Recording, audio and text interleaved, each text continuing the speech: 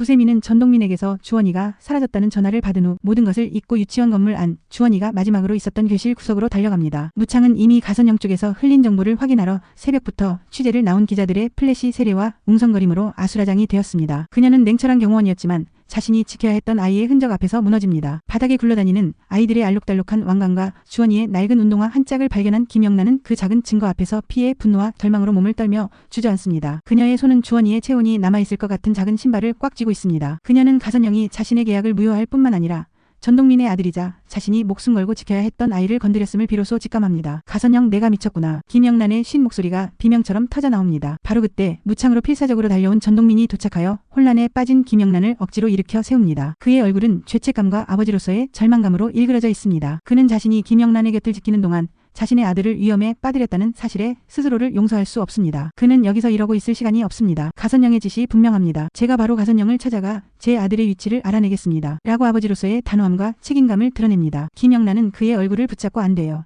함정일 거예요. 당신까지 위험해질 필요는 없어요. 라고 절규하지만 전동민은 그녀의 손을 뿌리치고 제가 막을 수 있습니다. 당신을 지키고 주원이를 되찾는 것. 그게 제 해야 하는 거고 해낼 수 있습니다. 그의 눈빛은 이미 희생을 각오한 결의로 가득 차 있습니다. 김영란은 자신의 외투 안주머니에서 가성호 회장의 비자금 문서 위치 암호가 담긴 쪽지를 꺼내 전동민에게 건넵니다. 주원이가 무사하면 이 암호를 이돈 변호사에게 전해주세요. 이것만이 가선영을 막을 수 있어요. 만약 잘못되면 당신이 회장님의 뜻을 완성해주세요. 저를 믿지 말고 회장님과의 약속을 믿어요. 전동민은 쪽지를 받고 아버지의 역할과 부세미 쌤의 부탁을 동시에 짊어지고 밤길을 떠날 준비를 합니다. 그는 김영란과의 약속을 넘어선 인간적인 의리와 부성애로 이 위험한 길을 선택합니다. 전동민이 유치원 문을 나서는 순간 밤새 유치원 주변을 맴돌던 검은 승용차 한 대가 전동민의 차를 뒤따르기 시작하며 긴장의 서막을 알립니다. 전동민은 이미 자신이 미끼가 되었음을 알지만 주원이를 찾기 위한 유일한 단서를 얻기 위해 미끼가 되는 것을 자처합니다. 다음날 아침 9시 유치원 앞에서 가선영은 냉혹한 승리감 속에서 긴급 기자회견을 엽니다. 그녀는 고상한 교수 가면을 쓰고 연단에 서서 김소영에게서 매수한 김영란의 과거 사진, 본명, 그리고 빚 관련 자료를 언론에 뿌립니다. 그녀는 눈물을 훔치는 신용을 하며 고인이 된 아버지께서 유산을 노린 파렴치한 사기꾼에게 기만당했고 저는 그 진실을 밝히기 위해 이 자리에 섰다고 거짓 주장을 펼칩니다. 김영란의 이름인 부세미 대신 김영란이 전국 뉴스에 충격적인 헤드라인으로 폭로됩니다. 가선영은 이 폭로를 통해 김영란의 상속권을 박탈하고 여론의 심판을 받게 하려 합니다. 유치원 창문 틈으로 이 모든 광경을 지켜보던 김영란은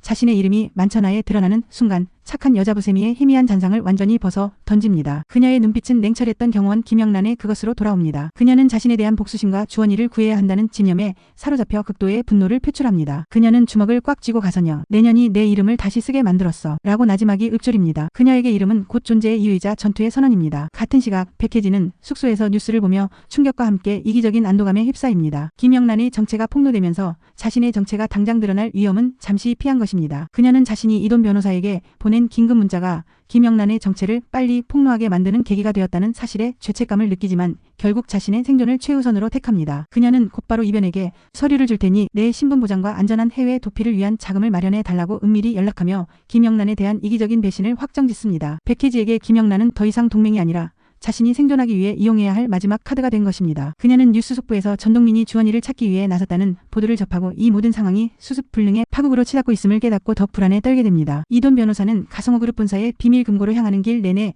김영란과 가선영의 얼굴을 떠올리며 갈등합니다. 그는 김영란의 결연한 눈빛과 가성호 회장의 마지막 유언 사이에서 괴로워합니다. 금고의 두꺼운 철문을 열고 들어선 이돈은 조명이 희미한 금고 안 깊숙한 곳에서 핵심 비자금 문서를 발견합니다. 이 문서는 가선영이 그룹 자금을 불법적으로 사용한 증거가 명시되어 있어 그녀의 경영권 장악을 일거에 무효화시킬 수 있는 유일하고 결정적인 증거입니다. 이돈은 문서를 꺼내들고 복사를 시도하지만 손이 떨려 제대로 작업을 완료하지 못합니다. 성공 직전의 불안감이 그를 덮칩니다. 바로 그때 가선영이 경호원들을 대동하고 금고 앞에 나타납니다. 가선영은 이변이 문서를 확보했음을 알고 섬뜩한 미소를 지으며 이변, 아버지의 뜻을 지킨다는 명분으로 당신 인생을 망가뜨리지 마세요. 그 문서를 내놓으면 당신의 미래는 내가 책임져 줄게. 김영란은 이미 끝났어요. 당신은 권력과 낭만적인 의리 중 하나를 선택해야 할 거야. 라고 회유합니다. 이변은 문서를 꽉 쥔 채 가선영과 정면으로 대치합니다. 그는 가선영의 권력에 대한 두려움과 회장님을 향한 의리라는 기로에서 최후의 선택을 해야 합니다. 그는 문서를 보이며 이것은 회장님의 뜻이자 당신의 몰락입니다. 저는 이 진실을 밝힐 겁니다. 라고 나직이 말하며 복도 끝 비상계단 쪽으로 뛰기 시작합니다. 경호원은 마치 그림자처럼 이변을 쫓아 막으려 달려들고 그룹 본사 복도에서 치열한 몸싸움이 벌어집니다. 이변은 문서를 훼손시키지 않기 위해 필사적으로 버티지만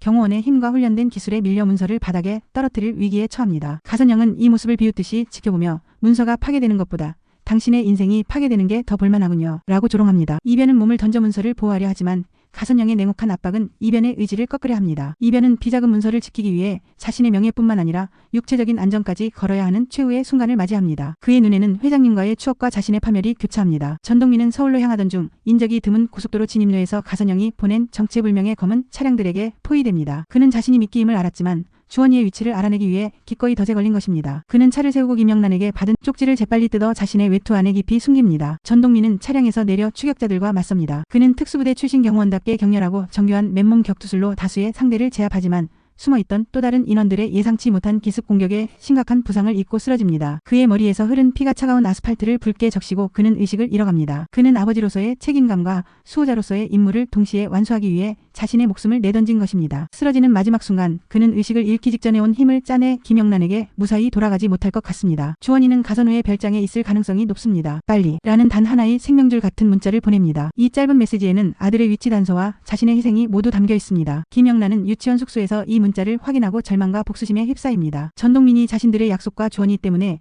피해 대가를 치렀음을 깨달은 그녀는 더 이상 주저하지 않습니다. 그녀는 이제 부세미가 아닌 김영란으로 싸울 것입니다. 그녀는 곧바로 전동민이 알려준 가선우의 별장 주소를 지도에서 파악하고 경로를 설정합니다. 김영란은 부세미의 평범한 옷을 찢어버리듯 벗어 던지고 준비해둔 검은색 경호원 복장으로 갈아입습니다. 그녀의 손에는 전동민이 목숨 걸고 전달하려 했던 암호 쪽지 대신 그녀가 직접 구출과 복수를 위해 들고 나온 경호원용 총만이 들려 있습니다. 김영란의 눈빛은 수호해야 할 아이와 희생된 동료를 향한 강렬한 책임감과 증오로 불타오릅니다. 그녀는 유치원을 떠나 어둠 속의 복수자로 변신하며 가선영과의 전쟁을 선포합니다. 그녀는 자신을 희생한 전동민의 의리와 주원이를 향한 책임감을 가슴에 품고 최후의 구출 작전을 개시합니다. 김영란은 어둠 속에서 오토바이를 타고 가선우의 별장이 있는 깊은 산속으로 미친 듯이 질주합니다. 시속 100km를 넘나드는 속도 속에서 그녀의 얼굴에는 눈물 대신 차가운 결의만이 남아있습니다. 오토바이의 헤드라이트가 어둠을 가르며 김영란의 단단한 의지를 상징합니다. 그녀는 속으로 주원아 내가 널 구할게. 내 아빠의 희생을 헛되게 하지 않아. 라고 끊임없이 되뇌입니다. 별장 안 어둠 속에 갇힌 주원이가 공포에 질려 울고 있습니다. 작은 몸은 담요에 쌓여 떨고 있습니다. 창문 밖에서는 가선영이 주원이에게 대고 내 아빠는 널 지키지 못했단다. 그리고 내 옆에 있던 가짜 선생님도 너를 버리고 유산을 택할 거야. 이제 넌 아무도 찾지 않는 아이가 될 거야. 라고 잔인하게 속삭입니다. 가선영은 주원이를 이용하여 김영란이 스스로 항복하게 만들 계획입니다. 그녀는 별장 주변에 자신이 직접 고용한 사설 경호팀을 철통같이 배치하여 김영란을 기다리고 있습니다. 가선영의 얼굴에는 김영란의 파멸을 목격할 기대감으로 가득 차 있습니다. 김영란이 별장에 도착하여 철문을 넘어서는 순간